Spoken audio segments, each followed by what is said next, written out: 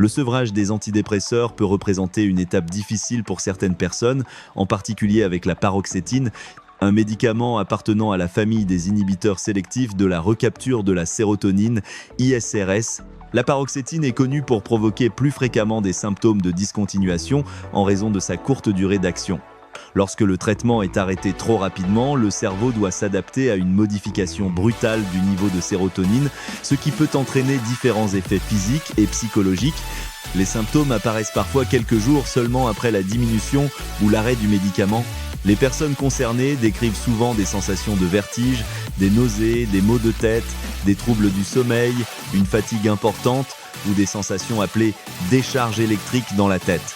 À cela peuvent s'ajouter une irritabilité marquée, de l'anxiété, des pleurs, des difficultés de concentration ou un sentiment de malaise général. Ces manifestations peuvent être impressionnantes et être confondues avec une rechute de la dépression ou du trouble anxieux initial. Le sevrage de la paroxétine est particulièrement délicat car les symptômes peuvent fluctuer au cours de la journée et varier fortement d'une personne à l'autre.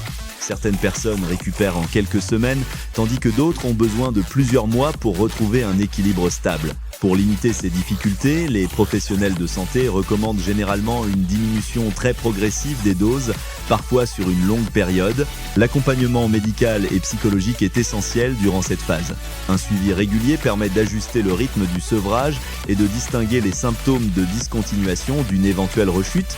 Une bonne hygiène de vie, le soutien de l'entourage et des techniques de gestion du stress peuvent également aider à traverser cette période de manière plus sereine.